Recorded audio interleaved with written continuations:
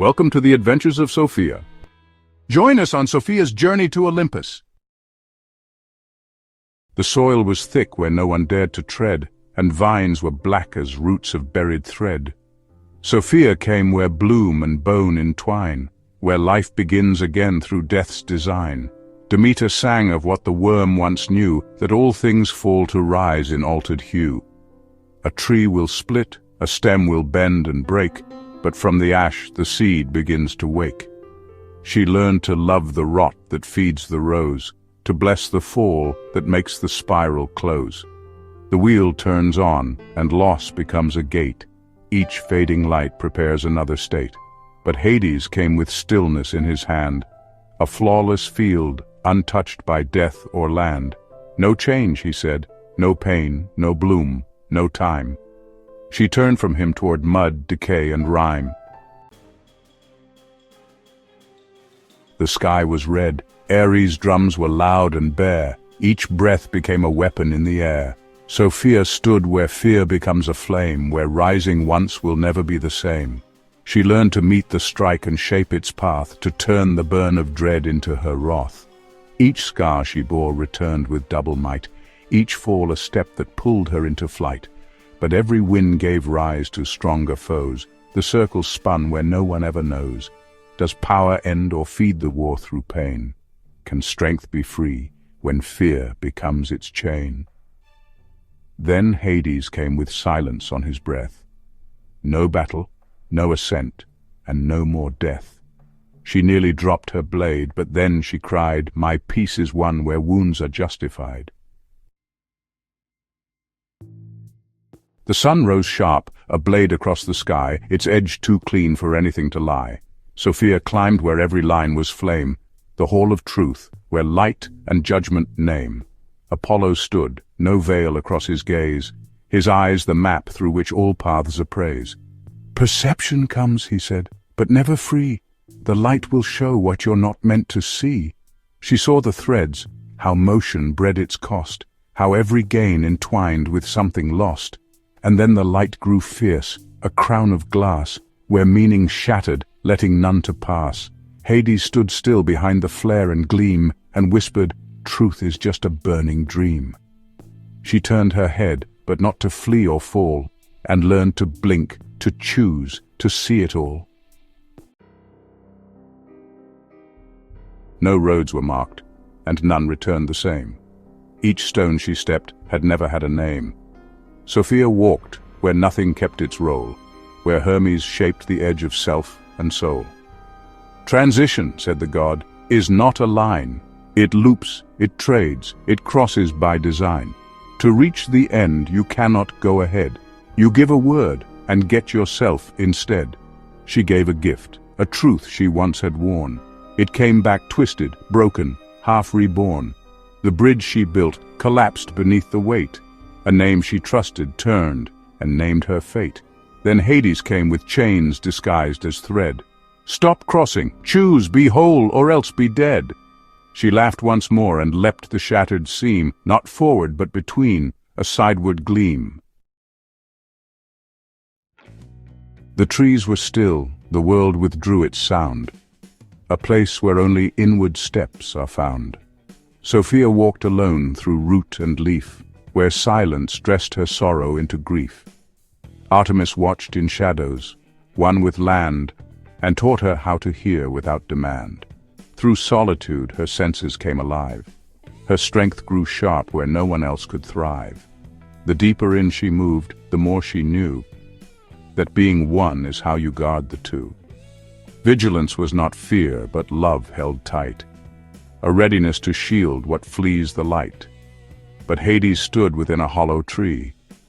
"No need to watch, let stillness swallow me."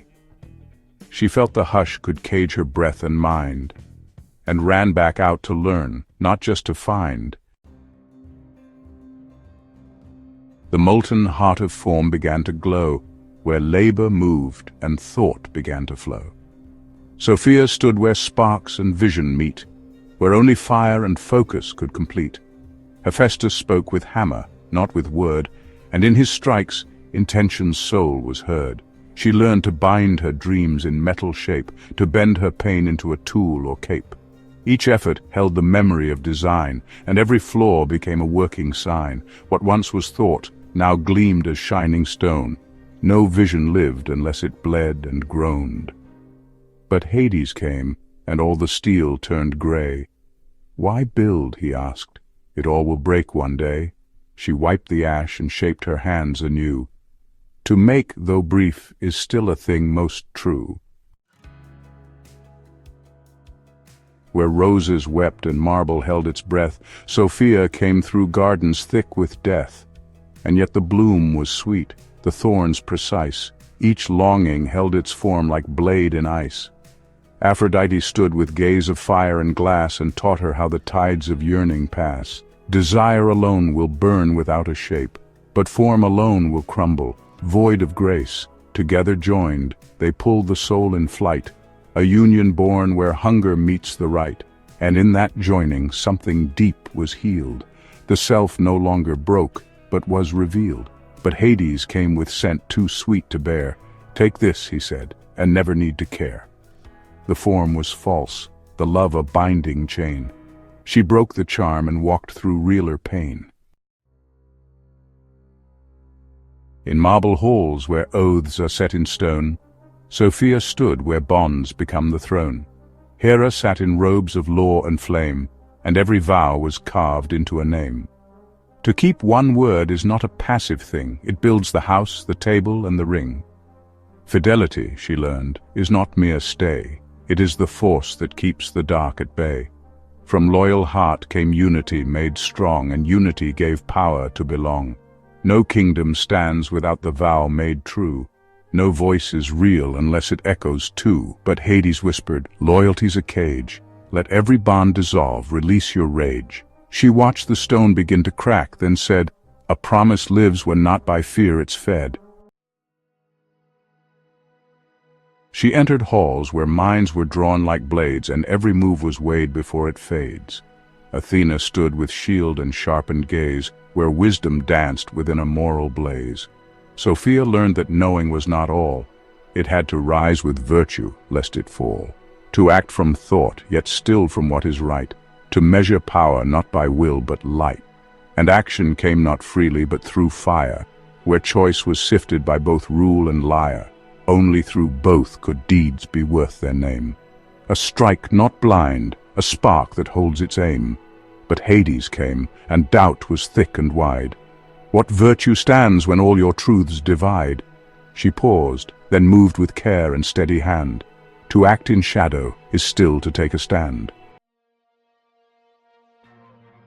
She reached the coast where silence held the deep, where storms begin and oceans fast asleep. Poseidon stirred beneath the layered tide, where tension waits and depth does not divide. Sophia walked where pressure hummed below, and learned that calm can still prepare the blow. Not every quake begins with wrath or flame. Some rise from weight too long without a name. Emotion ran like water through her chest, not rage, but grief long hidden, unconfessed. She saw how depth and strain can birth the wave. That crashing truth can wound, but also save. But Hades whispered from the undertow, "Suppress the surge. Let nothing break or flow." She nearly sank beneath his muffled tune, then roared and rose to dance beneath the moon. She entered through a gate that had no name. The walls were bones, the air was still as shame. No gods were here, no stories held the thread. The sky above was stone, the earth was dead. And Hades waited, not with threat or fire, but silence hungered by a deep desire. "You've wandered far," he said, "and what remains? A self composed of borrowed loss and chains. You call it growth, but all things you became were carved from gods whose forms will burn the same. What name is yours? What will is not a mask? What strength survives when stripped of every task?" He opened up the world beneath her feet, not down, but in, where selves and shadows meet. Her voice dissolved, her vision failed to hold, her memories turned brittle, cracked and cold. He said, "This is the truth beyond your climb. You never were. You echoed dream and time. And she, unmade, began to see the cost. To claim the all, the self must first be lost. And still beneath the ruin and despair, one ember glowed. No thought, no form, no prayer. It was not will, it was not light or name. It was the fact that she had come, and came. She stood, though not as one who had not died, but one who chose the end, then stepped inside. Her words returned, not owned but freely given. I am because I break and still have risen. The sky cracked open, not in wrath, but joy. The stars aligned. The myths ceased to employ. There was no throne. There was no judge above. There was a space that burned with law and love. And Zeus was there, not as a single king, but as the weight that made all meaning sing. He was the echo of her final breath. He was the God who dies to conquer death. He did not ask, nor speak, nor praise her name. He was her name, and all from which it came. The self she lost returned not as before, but now as flame that burned in every core. She saw her past, not in a single line, but folded like a spiral into time. Each step she'd walked, each vow she'd failed to keep, had built the place where gods and mortals meet. And Logos stood with her, not just as a son, but as the joining where all paths are one. The Word made flesh, the light made law and song, the will that turns what breaks into the strong. And she, now burning brighter than the stars, became not queen but bearer of the scars. Her crown was not above, but in her breath, a name reborn through every form of death. So when she spoke, the world became its sound. The gods knelt low, the sky bent down to ground. For what she brought was not command or throne, but truth that sings, you are not alone.